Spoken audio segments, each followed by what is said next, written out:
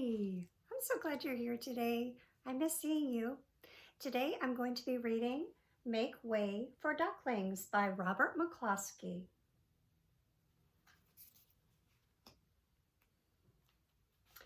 Mr. and Mrs. Mallard were looking for a place to live. But every time Mr. Mallard saw what looked like a nice place, Mrs. Mallard said it was no good. There were sure to be foxes in the woods or turtles in the water, and she was not going to raise a family where there might be foxes or turtles. So they flew on and on.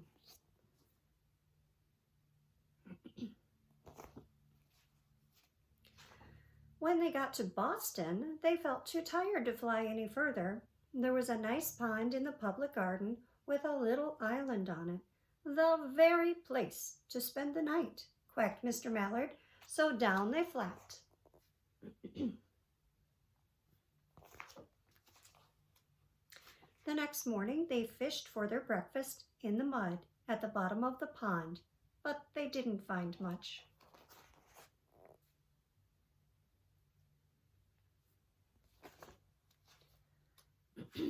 Just as they were getting ready to start on their way, a strange, enormous bird came by. It was pushing a boat full of people, and there was a man sitting on its back. "Good morning," quacked Mr. Mallard, being polite. The big bird was too proud to answer, but the people on the boat threw peanuts into the water, so the Mallards followed them all around the pond and got another breakfast better than the first.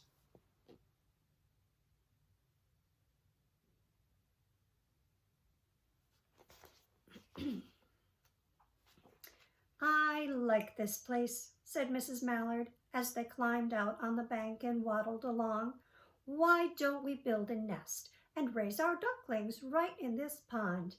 There are no foxes and no turtles, and the people feed us peanuts. What could be better?" "Good," said Mr. Mallard, delighted that at last Mrs. Mallard had found a place that suited her. But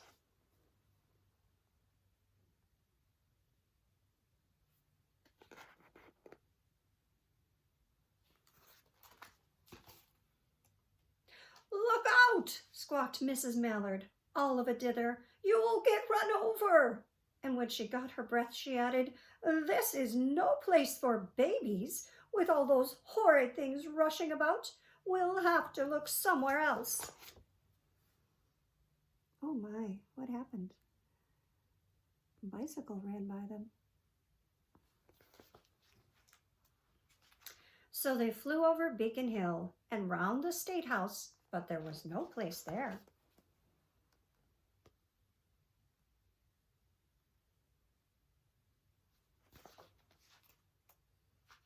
They looked in Louisburg Square, but there was no water to swim in.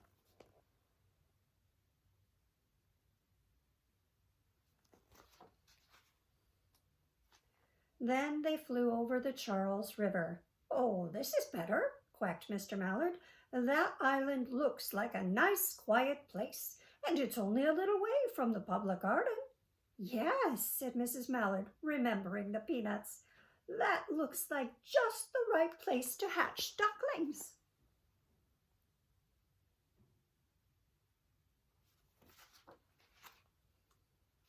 So they chose a cozy spot among the bushes near the water and settled down to build their nest. And only just in time, for now they were beginning to molt. All their old wing feathers started to drop out, and they would not be able to fly again until the new ones came in.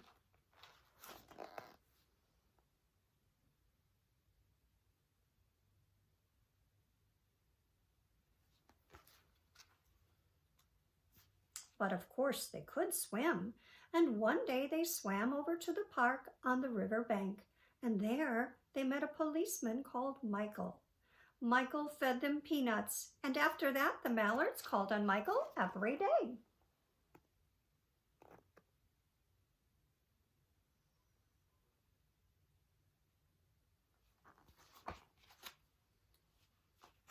After Mrs. Mallard had laid 8 eggs in the nest, She couldn't go to visit Michael anymore because she had to sit on the eggs to keep them warm. So she moved off the nest only to get a drink of water or to have her lunch or to count the eggs and make sure they were all there.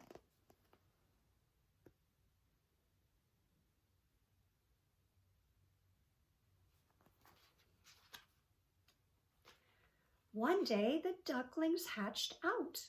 First came Jack, then Cack, then Lack, then Mack and Knack and Whack and Pack and Quack. Mr. and Mrs. Mallard were bursting with pride. It was a great responsibility, taking care of so many ducklings, and it kept them very busy.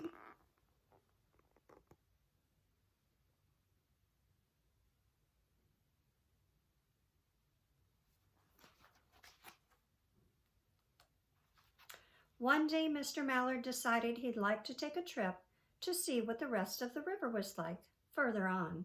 So off he set. "I'll meet you in a week in the public garden," he quacked over his shoulder. "Take good care of the ducklings." "Don't you worry," said Mrs. Mallard. "I know all about bringing up children." And she did.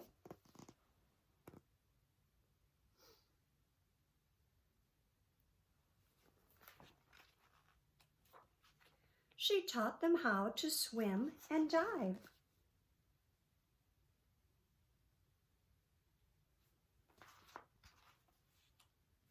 She taught them to walk in a line, to come when they were called, and to keep a safe distance from bikes and scooters and other things with wheels.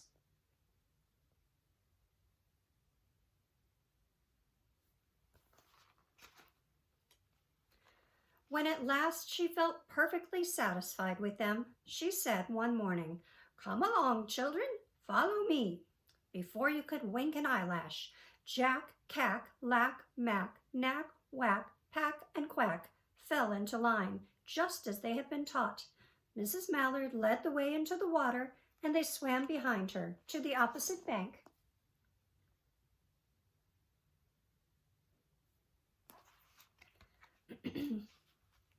There they waded ashore and waddled along till they came to the highway.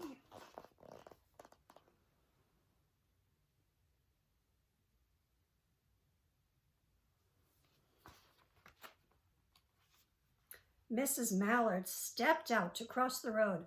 Honk, honk, went the horns on the speeding cars. Quack, went Mrs. Mallard as she tumbled back again. Quack, quack, quack, quack, went Jack, Cack, Lack, Mack, Knack, Whack, Pack, and Quack, just as loud as their little quackers could quack. The cars kept speeding by and honking, and Mrs. Mallard and the ducklings kept right on quack, quack, quacking.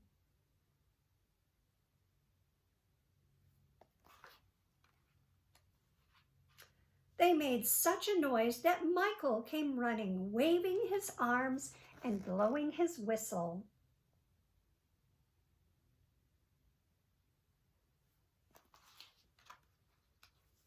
He planted himself in the center of the road, raised one hand to stop the traffic, and then beckoned with the other, the way policemen do, for Mrs. Mallard to cross over.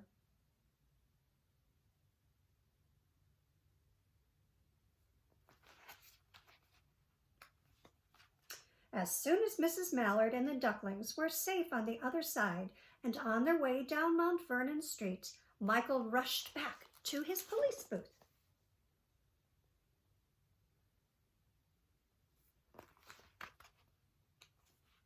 He called Clancy at headquarters and said, "There's a family of ducks walking down the street." Clancy said, "Family of what?"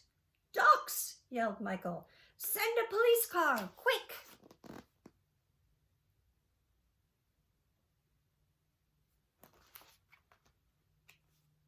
Meanwhile, Mrs. Mallard had reached the corner bookshop and turned into Charles Street with Jack, Cack, Lack, Mack, Knack, Whack, Pack, and Quack all marching in line behind her.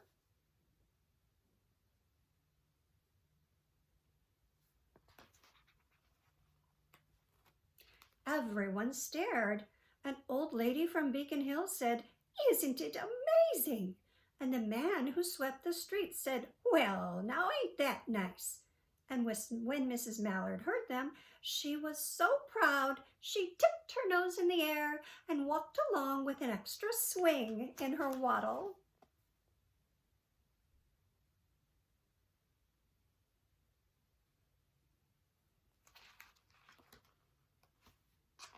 When they came to the corner of Beacon Street, there was the police car with the 4 policemen that Clancy had sent from headquarters.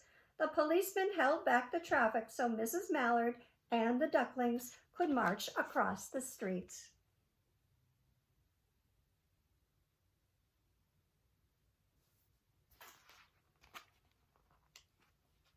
Right on into the public garden.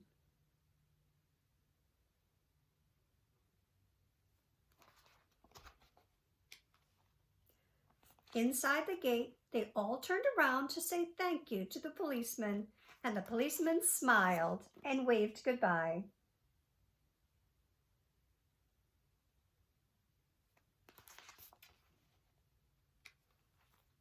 When they reached the pond and swam across to the little island, there was Mr. Mallard waiting for them just as he had promised.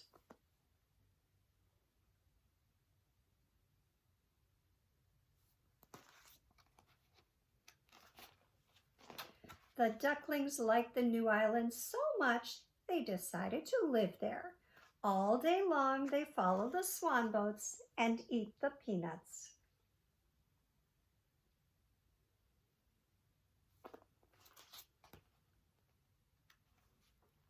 And when night falls, they swim to their little island and go to sleep.